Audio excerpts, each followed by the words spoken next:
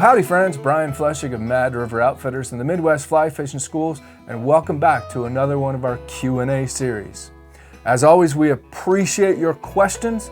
Make sure you send them over to admin, A-D-M-I-N, at madriveroutfitters.com. And remember, you can always pick up the phone and give us a call if you have an emergency. You need immediate help. We're always here, except when we're closed, but we're always here to help. So let's jump right in today. We got a quick one. As you may know, it's summer 2019. We're getting ready to hit the road for summer travel season. Hosted fly fishing trips by Mad River Outfitters. Check them out on our website. But anyway, our Q&A for today is, hey Brian, my name is Casey and I live in Central Oregon.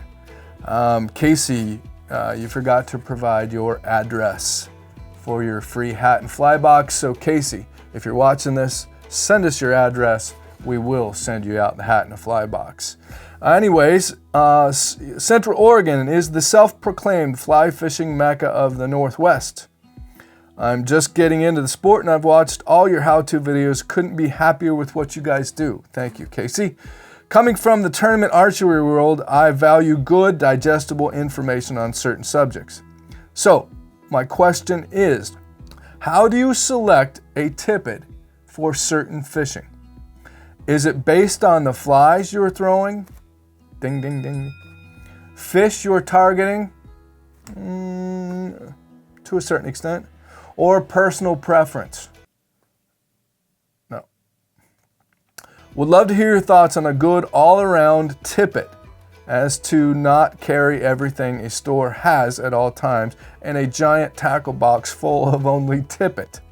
I have thoughts coming to my mind of strapping a tackle box to my back and it's just chock full of every tippet. Thank you for the visual, that's pretty cool. Thanks again for all that you guys do for us newbies to the sport. Well, Casey, thanks again. We appreciate you watching, appreciate you being here. I'm gonna throw you back to episode 9. The link is right there in Getting Started in Fly Fishing. Review that again and it's gonna help you out a lot. How do you select your tippet? Well, if you'll remember, let's go back. You take the size, the weight, and the wind resistance of the fly you're trying to cast. And that's going to determine what your tippet should be. Kind of a guideline, a general rule, is you can take the size of the fly, divide by 3 or 4, and that will give you a ballpark on the X of the tippet. In other words, a size 12 fly, divide by 3 or 4, and you're gonna wind up with a 3X or a 4X tippet. Take a size 6 fly, divide by 3 or 4, you know that for a size 6 fly, you need a 1X or 2X tippet, okay? It has to do with the fly you are casting at that given moment. It has really nothing to do with personal preference. And it really doesn't have that much to do with the fish you're targeting, although of course if you're fishing for toothy fish, you're going to want to have some wire up front. The fish you're targeting is secondary. You've got to be able to get the fly to the target. Another good way to think about this, let's simplify it. If you have a big fat fly, you need a big fat tippet.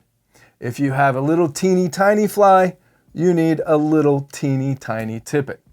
Now this is really only important if you're a trout fisher. If you're going to be fishing some decent sized streamers, some medium sized nymphs, and some little tiny dry flies, you might say need 2X, 4X, and 6X over the course of a given day of fishing.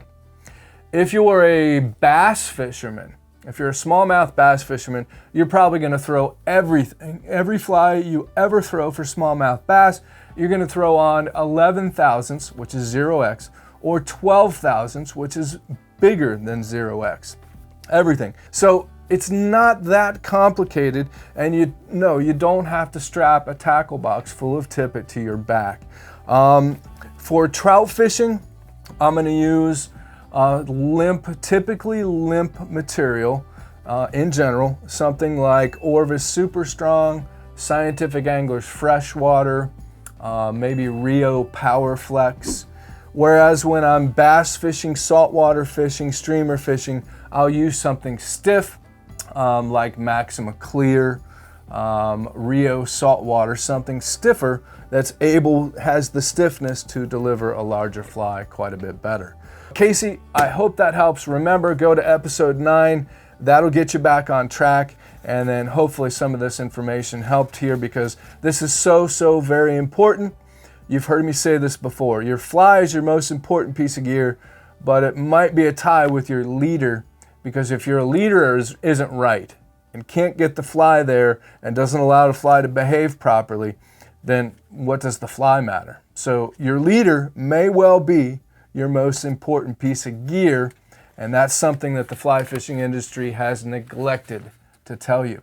So stay tuned. We've got tons more coming on this. I've got a book that'll be due out in August of 2019 called The End of the Line, and we're going to be filming a lot of videos on leaders. I know you all are chomping at the bit. We appreciate your patience, so stay tuned.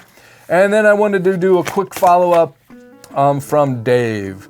Dave doesn't tell me where he's from, which is fine because it's not really a question, but this will kind of reiterate what we just talked about. Hi Brian, I just want to let you know how much I have enjoyed watching your videos.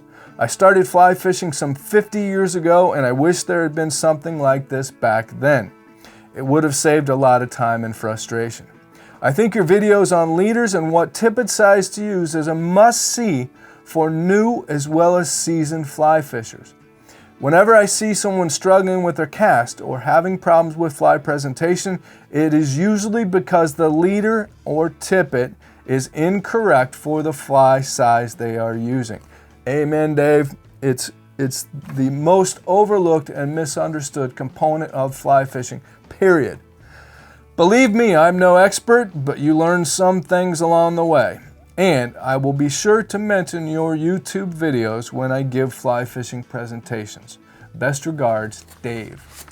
Dave, thanks a lot for backing me up there. It is so very important. You've got to get this right. It's not rocket surgery or brain science. Just do a little bit of math if you're fishing, if you're trout fishing. Again, if you're saltwater or bass fishing or pike or muskie fishing, it becomes very easy. Okay, you're not going to be changing tippets all the time. And again, Casey, you don't need to have a tackle box full of tippets strapped to your back. 2, 3, or 4, 2X, 4X, 6X over the course of a given day is probably going to cover you, and you don't need to have a bunch of different brands. Limp stuff for dry fly and nymph fishing, stiff stuff for streamer fishing, and contact delivering a fly to the target. So there you go. Thanks as always, friends. We appreciate you tuning in. Send those questions to admin@madriveroutfitters.com. We can't really get to them on the comments here on YouTube, so send them to us via email. If you have an immediate need, you pick up the phone and call us here at Mad River Outfitters. We're always happy to help. Be sure to subscribe, smash that like button, and stay tuned and stay in touch. We've got a lot more coming at you. If you like this video, hit subscribe. It helps out a lot. And check out these videos. We think you might like them too.